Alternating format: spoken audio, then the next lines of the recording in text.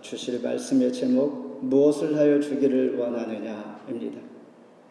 지난 8월 29일 그러니까 지난 주일이 되겠습니다. 아프가니스탄 카불 공항 자폭 테러로 말미암아 미군 13명이 희생이 됐습니다. 그 유해가 지난 주일에 미국 델라웨어주 토브로 공군 기지로 송환되는 것을 우리가 보았습니다. 이 중에 13명 중에 5명이 20살이었습니다. 그러니까 2001년 9월 11일 테러 때 태어난 것이죠. 그때 시작된 이 전쟁이 지금까지 되어서 결국 9.11의 아이들이 9.11로 시작된 전쟁에서 쓰러진 것입니다. 아마 성무기가 비슷한 나이가 되지 않을까 생각이 듭니다. 이런 절망적인 상황들이 오늘 우리가 살아가는 이 시대에 여전히 존재하고 있다는 것입니다. 이런 상황 가운데 주님은 묻습니다. 무엇을 하여 주기를 원하느냐? 본문은 8장 22절부터 오늘 본문 끝절까지 예수님께서 십자가에 달리시기 위하여 갈릴리를 떠났습니다. 갈릴리에서 떠나 베르야를 거쳐 요단강을 건너 지금 예루살렘의 관문인 여리고성에 이르는 것입니다. 그때 길거리에서 구걸하며 어쩔 수 없이 살아가는 한 사람이 있었습니다. 그 사람 이름은 바디메오였습니다. 바디메오의 뜻 바는 아들이란 뜻이요 디메오는 사람 이름입니다. 그러니까 사람 이름인 디메오의 아들이다 이런 뜻입니다. 그 사람의 이름이 특별히 언급되지 아니하고 그냥 거지 맹인이야라는 것입니다. 별명으로 이렇게 부르는 자여 사람의 가치 없이 소망도 그리고 의미도 없이 목적 없이 살아가는 한 안진뱅이 소경을 소개하고 있는 것입니다. 목적과 소망이 없는 이런 자를 향하여 주님 무엇을 하여 주시기를 원하느냐? 무엇을 하여 주기를 원하느냐? 저와 여러분에도 이 시간 교회에 나올 때 하나님 무엇인가 기도하는 것이 있다면 주님께서 너에게 무엇을 하여 주기를 원하느냐 이렇게 질문할 때 우리가 이 시간 금방 하나님 나는 이것입니다라고 기도하고 답을 할 수 있는 그러한 내 복까지 나올 수 있는 무엇인가 내가 가지고 있지 않나 생각되면서 주님 질문에 우리가 이 소경처럼 답하면서 그리스도인의 삶 어떻게 구원을 얻고 하나님의 뜻을 이루어 나아갈 수 있는지 함께 은혜 시간 두기를 바랍니다. 먼저 다윗 자손 예수여 부르는 소경의 음성을 소리를 듣습니다. 47절 같이 한번 읽습니다. 나사렛 예수시란 말을 듣고 소리질러 이르되 다윗의 자손 예수여 나를 불쌍히 여기소서 하거늘. 여호수아 6장에 보면 예수님이 지금 현재의 당시에 그 기준에서 1400년 전에 이스라엘 백성들은 가나안 첫성 여리고성을 정복할 때였습니다. 매일 한 바퀴씩 숨을 죽이며 돌았습니다. 그리고 7번째 날에는 숨을 죽이며 7바퀴를 그날은 돌았습니다.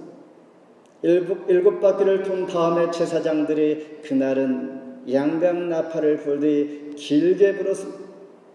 길게 부를 때 온 백성의 소리를 높이며 외칠 때에 초롱성 성벽이 무너져 내렸습니다. 이 외침과 성벽이 무너지는 이 소리와 같은 바디오메의 소리를 예수님께서 들으신 것입니다. 다윗의 자손 예수여라고 외칠 때에 예수님께서는 그 소리를 그냥 쉽게 지나치지 아니하고 1400년 전에 이스라엘 백성들의 외침의 소리와 같은 그 소리를 듣게 된 것입니다. 어떻게 해요? 다윗의 자손 예수여. 이 말씀은 이사야 11장 1절에 이 새의 줄기에서 한 가지가 나서 그랬습니다. 이새는 다윗의 아버지입니다. 다윗의 자손 예수여, 이 의미를 정확히 안 소경 바디메오는 메시아를 가리키는 호칭 예수님을 메시아로 분명히 고백하고 있다라는 것입니다. 이런 고백을 하고 있는 바디메오 소경, 정말 놀라운 일입니다. 그가 행하신 표적을 직접 눈으로 본 적이 없었을 것입니다. 왜냐하면 평생 그는 앞을 볼 수가 없는 사람이었기 때문입니다. 믿음은 어떻게 난다 그랬습니까? 로마서 10장 11절에 17절에 그러므로 믿음은 들음에서 나며 들음은 그리스도의 말씀으로 말미암았느니라. 들음으로 그 안에 우리가 보지 못하는 믿음을 가지고 있었다라는 것입니다. 48절에 보면 예수님 주변에 있던 많은 사람들이 바디메오에게 떠들지 말라라고 꾸짖습니다. 왜 그럴까요? 시끄러워서 그럴까요? 아니면 상대할 수 없는 거지 같은 사람이 외치는 소리가 그냥 싫어서 했을까요? 어쩌면 그런 것은 아니고 믿음의 소리, 눈과 귀에 거슬리기 때문입니다. 오늘날 우리가 믿음 있는 사람들의 외침과 기도와 신앙생활을 바라보면서 우리 환경을 지켜보면 믿음의 사람들이 어쩌면 불편하게 눈과 귀에 거슬리게 느껴지는 이 시대나 그때나 상황이 지금 비슷함을 가르쳐주고 있습니다. 여기서 우리에게 주는 교훈은 그럴지라도 믿음의 소리를 낼 수 있는 용기가 우리에게 필요하다는 것입니다. 이렇게 꾸짖을지라도 그럼에도 불구하고 소경은 나를 불쌍히 여기소서 더 크게 소리를 높이고 있는 것입니다.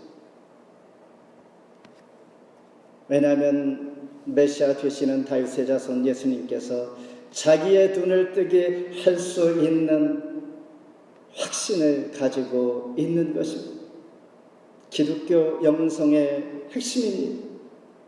하나님 앞에 성도가 취해야 할 중요한 태도가 바로 이 부분이다라는 것입니다. 절박한 상황, 절박한 마음을 하나님 앞에 부르짖는 것, 절박하지 않으면 신앙은 어쩌면 불가능합니다. 인격적으로 바른 모습으로 하나님은 때로는 간절히 천국은 침노하는 자의 것이라고 했으니 절박한 그러한 부르짖음과 외침과 그런 신앙의 모습을 하나님께서 우리에게 기다리고 그런 자들 귀 기울인다라는 것입니다. 바디메오는 개인의 삶이 없습니다. 그는 소망과 목적이 어쩌면 없습니다. 그러나 그뿐이겠는가. 오늘 우리가 살아가는 이 시대에도 소경 바디메오와 같은 그런 자들이 상당수 주변에 얼마든지 있습니다. 스스로 답답하여 영적인 소경자가 때로는 우리는 아닌가. 때로는 내가 기도하고 부르짖음에도 불구하고 내가 답답함을 느끼면서도 소경처럼 외치지 못할 때가 있지 않은가. 절박한 마음으로 다시 한번 부르짖을 수 있는 그런 마음이 우리에게 필요합니다. 다윗의 자손 예수여라고 말합니다. 서경에 있어서는 마지막 기회였습니다. 이제 예루살렘으로 가는 예수님, 그 시간 그 순간 놓치면 다시 만날 수가 없다는 것을 그는 알고 있었던 것입니다. 이제 그 마지막 삶, 마지막 정상적인 삶을 살 수 있는 이 기회다라고 그는 생각을 했던 것입니다. 이런 마음으로 절박한 마음의 신앙, 예전처럼 다시 한번 하나님 앞에 외칠 수 있는 그런 용기, 믿음 주시옵소서. 두 번째는 내가 보기를 원합니다. 51절 같이 읽습니다. 예수께서 말씀하시되 너에게 무엇을 하여 주기를 원하느냐? 맹인이 이르되 선생님이여 보기를 원하나이다. 바디메오의 큰 외침을 들은 예수님께서는 가던 길을 멈추었습니다. 49절이죠. 예수께서 머물러 서서 그를 부르라 하시니 그들이 그 맹인을 부르며 이르되 안심하고 일어나라 그가 너를 부르신다 하며 주님께서 발걸음을 멈추었습니다. 그리고 바디메오를 초청하는 것입니다. 오라 하신 것입니다. 사실 예수님은 그 순간에 생명의 위협을 느낄 수가 있습니다. 예수님을 대적하는 자들로 인하여 메시아를 부를 때에 큰 소리로 외치는 소경 바디메오의 소리에 의해서 예수님께서 노출될 수 있기에 생명의 위협이 있을 수가 있는데 주님은 그러나 발걸음을 멈추고 그를 초청한 것입니다. 주님께서 초청할 때 바디메오는 어떠한 반응을 보였을까요? 50절입니다. 맹인이 겉옷을 내버리고 뛰어 일어나 예수께 나오거늘 겉옷을 버리고 주님께 뛰어갔다는 것입니다. 당시에 거지들에게 있어서 겉옷이라는 것은 우리가 그냥 간단히 걸치는 옷 정도가 아닙니다. 거지에게 있어서는 이 겉옷은 그의 생명과도 같은 것이요 전 재산입니다. 자기의 모든 소유다라는 것입니다. 여기서 귀한 교훈을 줍니다. 10장 오늘 본문 이전의 17절로 21절, 22절까지는 재물이 많은 청년에 대한 비유를 우리에게 보여줍니다. 예수님께서 모든 것을 다 가난한 자들 위해서 팔아주라 할 때 그는 재물이 많음으로 근심하여 주님을 따르지 못하였습니다. 그러나 상대적으로 이 소경은 자기의 전 재산 겉옷을 다 버리고 주님을 따랐다라는 것을 지금 비교하면서 그 믿음을 지금 우리에게 보여주고 있는 것입니다. 바디메오는 예수님의 부름과 초청에 마지못해서 나온 것일까? 그렇지 않습니다. 어쩌면 바디메오는 예수님의 부름 초청을 기다리고 있었다라는 것입니다. 그래서 10장 31절에 그러나 먼저 든 자로서 나중되고 나중된 자로서 먼저 될 자가 많으니라. 무엇을 우리에게 말씀하고 있는지 너무나 확연하게 앞뒤 말씀을 통하여 주님은 잘 설명해 줍니다. 주님께서는 부자 청년에게 한 것처럼 나를 따르라 하지 않았습니다. 부자 청년에게는 모든 것을 다 팔아 가난한 자들에게 주고 나를 따르라 했을 때 그는 그냥 고민하며 근심하며 돌아갔지만 믿음이 좋은 소경에게는 그렇게 묻지 않습니다. 나를 따르라 하지 아니하고 무엇을 하여 주기를 원하느냐 묻습니다. 그때의 소경은 솔직하게 선생님 보기를 원하나이다. 여기서 선생님에게 부르는 것은 납비 정도가 아니라 더 존경하는 마음을 담아서 예수님을 부르고 있는 것입니다. 대부분 사람들은 이렇게 생각했을 것입니다. 예수님께서 에게 물을 때에 구걸하는 이 거지가 돈 한 푼 달라고 할 거야 라고 생각했는데 의외의 답을 하고 있는 것이었습니다. 그는 보기를 원하는 답을 정직하게 솔직하게 하고 있는 것입니다. 절박한 심정이었습니다. 마치 셰익스피어의 4대 비극 중에 햄릿에서 나오는 사느냐 죽느냐 이것이 문제로다. 그는 분명히 확신을 가지고 주님 앞에 답을 하는 것입니다. 만일 믿음이 없다면 주님께서 나의 눈을 뜨게 할 수 있을까? 나는 기대하지 않아. 그냥 나에게 돈 한 푼 주는 것으로 만족이야. 오늘 하루가 그렇게 되기를 원한다 했으면 아마 믿음 없는 사람은 100% 그렇게 답을 했을 것이지만 이 소경은 확신한 믿음을 가지고 답을 하는 것입니다. 내가 보기를 원하나이다 라고 주님은 말씀하실 소경이 말할 때 주님께서 뭐라고 합니까? 가라, 너 믿음이 너를 구원하였느니라. 구원을 가능케 하는 믿음이 그에게 있었던 것입니다. 살맛 나는 세상, 좋은 세상, 볼거리가 많은 세상에서 이런 믿음의 고백을 할 수 있는 자 그런 자 보기 쉽지 않습니다.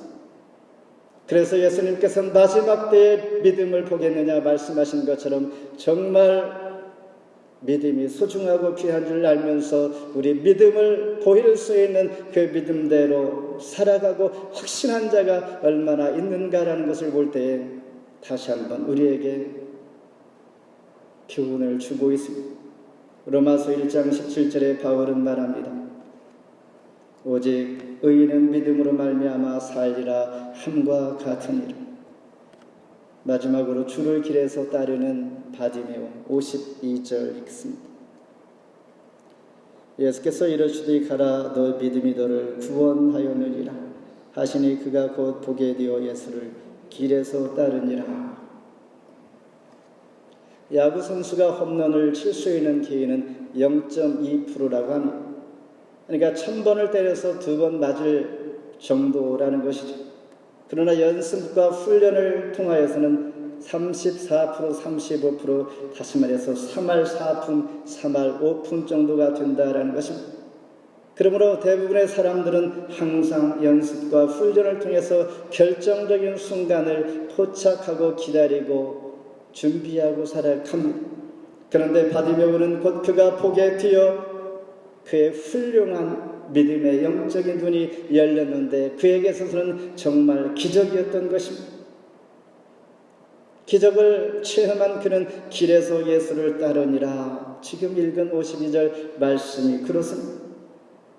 단순히 그런 육적인 눈을 뜨게 한 병고침을 받은 믿음이 아닌 예수님의 제자로서의 따르는 믿음을 그가 가지고 있었던 것입니다. 그때 예수님께서는 그를 축복하며 믿음을 인정해 주신 것입니다. 그의 믿음은 부여나 신분이나 권력이나 건강과 무관한 믿음이었습니다. 잠잠하라고 무시했던 그런 거지의 믿음이 아닌 담대하고 위대한 고귀한 믿음의 사람인 것을 보여줍니다. 예수님께서 너의 믿음이 너를 구원하였노라 그리고 가라 이렇게 말씀하십니다. 나를 따르라 이렇게 하지 않냐고 가라 했습니다. 그런데 소경 바디메오는 주님을 그 길에서 따른 것입니다. 보통 사람 같으면 어떻게 하겠습니까? 이분 나이가 얼마나 되는지는 알 수 없지만 평생 앞을 보지 못하고 따돌림을 당하고 소외감을 느끼고 배척받았던 가족도 형제도 이웃도 친구들도 아무도 없는 외톨이가 되어 있는 이 사람은 이제 눈을 떴으니 보란듯이 기쁨으로 가족을 찾아가고 친구를 찾아가고 이웃을 찾아가서 내가 이제 보게 되었노라고 자랑 아닌 기쁨을 나누며 보여주고 싶어하는 것이 보통 사람의 마음인데 그는 그렇지 아니하고 길에서 주님을 따른 것입니다. 마태복음 4장 19절에 나를 따라오라 내가 사람 낚는 어부가 되게 하리라 하시니 예수님의 수제자 베드로에게도 이렇게 따르려 했지만은 소경에게는 가라 이렇게 했습니다. 그랬는데 그는 주님을 따른 것입니다. 바디메오는 이제 눈을 뜬 사람이 되어 정상적인 사람이 되어 세상을 처음 보게 하는 볼 수 있는 첫 경험 세상을 이제 처음 보게 되었다는 것입니다. 그 경험이 어떻게 이어지는가? 예수님께서 예루살렘으로 가는 그 길은 구원의 길이요 십자가를 지기 위한 그 길인 것을 보여줄 때에 그는 구원의 길 온전한 예수님의 제자의 길을 이제 시작한 것입니다. 그러니까 그의 관심은 평소에 예수님의 관심에 그의 관심이었었고 예수님의 비전이 그의 비전이었다는 것입니다. 오늘 우리 삶이 달라져서 나의 비전을 쫓지 아니하고 여전히 이전처럼 그 믿음대로 주님을 따르는 그 비전을 갖고 가는 것입니다. 나의 믿음의 길 낙심하지 않고 늘 주님 그 믿음으로 갈 수 있는 저와 여러분 되기를 바랍니다. 말씀을 맺습니다. 무엇을 하여 주기를 원하느냐? What do you want? 마가의 중심 내용 전체의 핵심 메시지는 제자들이 영의 눈을 뜨는 것입니다.